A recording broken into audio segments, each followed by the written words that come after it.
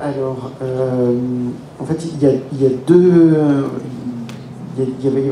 La magie va se diviser en deux. En fait, il va y avoir la magie autour d'Eric, qui lui, pour le coup, comme il est descendant d'une divinité, donc en fait, va pouvoir utiliser le pouvoir naturellement, parce que le pouvoir est en lui, puisqu'il a du sang divin en lui. Il va y avoir les autres, donc comme Thomas, qui va être son mentor, et plus, qui, lui, a besoin d'un bâton pour jeter un envoûtement, a besoin de runes, a besoin de dessiner des glyphes sur le sol, sur les murs, a besoin effectivement de faire une recette de cuisine pour pouvoir jeter une potion, parce que ils vont emprunter les pouvoirs aux divinités, donc à Freya ou à Odin. Et du coup, ils ont besoin de choses pour canaliser cette magie, puisqu'elle ne coule pas en eux directement. Ils sont une espèce de vaisseau, ils peuvent la canaliser, mais temporairement. Il y a des tas de thématiques dans ce que vous dites. Hein. On a parlé des zombies et donc du monde du travail. C'est évidemment pas innocent avec Alex. Des gens qui se reconnaissent là-dedans. On a parlé de romans d'apprentissage, on parle de maternité et aussi d'espoir et de désespoir sur la maternité. Le fait d'utiliser de la magie, des sorcières, de la fantaisie urbaine, qu'est-ce que ça vous permet? Est-ce que c'est à la fois un amusement de pouvoir doter vos personnages de magie, ou est-ce que ça permet de mieux mettre en lumière dans votre esprit ces différentes thématiques? Je jette la question au milieu, qui veut répondre? Alors moi, l'utilisation du fantastique dans mes romans, c'est toujours un prétexte en fait pour accélérer les choses. C'est-à-dire que Émilie, j'aurais pu faire un roman sur son infertilité et sur toute son histoire et son manque d'enfants sur des années, mais le fait de revisiter le vaudou, d'avoir cette déesse qui lui permet d'enfin enfanter, ça permet aussi de travailler toute l'obsession autour de ça. Donc c'est vrai que moi dans mes romans il y a quand même c'est assez réaliste en général, et le fantastique vient se poser dessus en sous-couche. Ce qui m'intéresse avant tout, c'est les résultats que ça provoque chez les personnages. Et pour les autres? Pour moi, je dirais que la magie est un symbole ou un révélateur des conflits et un petit peu comme pour toi, des problématiques totalement humaines. Le directeur de cette usine avec les zombies, il a un problème parce qu'il a 400 automobiles à livrer à un client, il ne peut pas se permettre d'être en retard. Il a besoin de savoir qu'est-ce qui se passe dans son usine, pourquoi il y a des sabotages. Il va avoir recours à la magie parce que ça va lui permettre de résoudre un problème qui peut, pour lui, est très épineux, parce que sinon il va se retrouver, il va mettre la clé sous la porte. Donc là, bon, il y a une autre, disons qu'il y a en arrière-fond, il y a une autre histoire où il est question d'une guerre, où les deux parties, aucune n'arrivant à avoir le dessus, vont essayer d'utiliser la magie à des fins destructrices. Même si,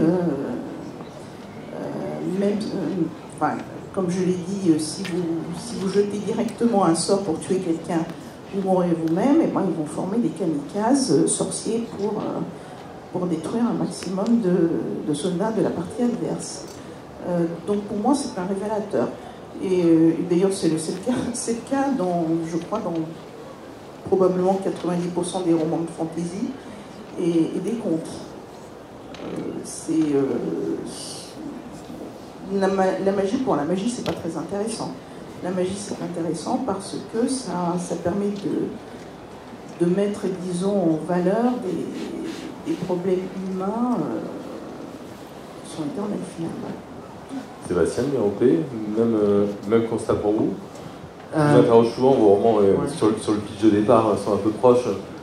Alors en fait, avec la magie, ce que je voulais, c'était avoir toujours en fait, la possibilité de passer du côté obscur de la force, puisque c'est ce que en fait, Thomas, lorsqu'il dit avec attention, tu peux pas faire ça, parce que si tu fais ça, en fait, tu vas devenir, ta magie va se noircir, et en fait, tu peux pas, il faut qu'on garde une éthique.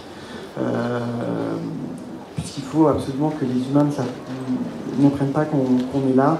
Il faut qu'on essaie de garder une éthique.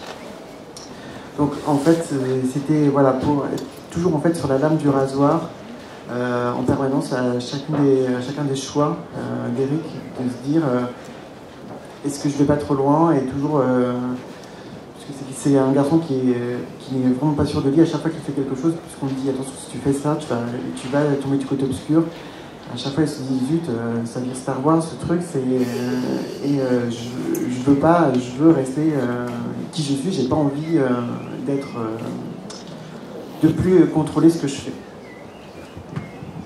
Moi, j'ai conçu la magie comme une complication supplémentaire pour mon héroïne qui pourtant n'en avait pas besoin au départ, puisque effectivement elle a cet héritage. Alors ce qui était intéressant, c'est que c'est un héritage qu'elle ne peut pas refuser, puisque c'est tout ce qui lui reste de sa famille, et donc du coup elle se sent obligée de l'accepter.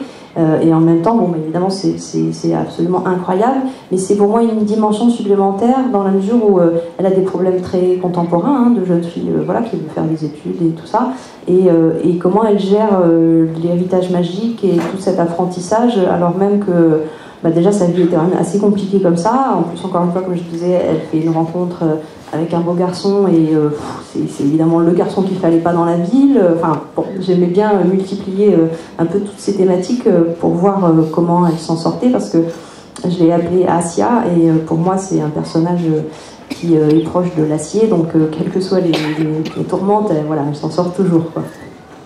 Chez tous les autres, on a une espèce de système de contre-pouvoir. On a beaucoup parlé du prix à payer, on a parlé du risque obscur. Et chez toi? Alors chez moi, elle a pas de prof. C'était ça qui m'intéressait. C'était qu'elle se crée son éthique elle-même. On lui explique que les femmes de sa famille, par exemple, n'ont jamais réussi à s'enrichir malgré leur pouvoir. Il y en a une, par exemple, qui est allée, a suivi une sorte de ruée vers l'or, parce qu'il y en a eu en France, en fait, beaucoup plus faible qu'en Californie, mais il y en a eu en France, dans les montagnes. Il y a un endroit où il y avait vraiment une ville où il y avait de l'or, et cette personne y est partie, et en fait, elle est morte, on ne sait pas trop comment, on a rapatrié son corps, mais elle n'a jamais réussi à trouver de l'or. Donc il y a une sorte de système immanent, on va dire, qui fait que effectivement les sorcières ne peuvent pas s'enrichir par leurs dons, et d'autant plus qu'elles gardent ce don caché, donc elles n'ont pas de baguette magique à la Harry Potter, parce que si on les voyait s'agiter avec une baguette magique, on les enfermerait et ce serait fini, quoi. Donc elles ont mis leur magie dans des objets qu'elles ont fabriqués, qui étaient par exemple un dé pour quelqu'un qui était une couturière, qu'on a appelé la couturière aux doigts de fée, qui était une autre de ses ancêtres. Donc voilà, c'est des systèmes de magie, on va dire, plus modérés, de façon à pouvoir s'intégrer dans la société, quelle que soit la société, puisque moi je parle un peu du 19e, fin du siècle, mais là on est vraiment en modernité. Et Assia, elle suit la lignée, quoi. Et sur ces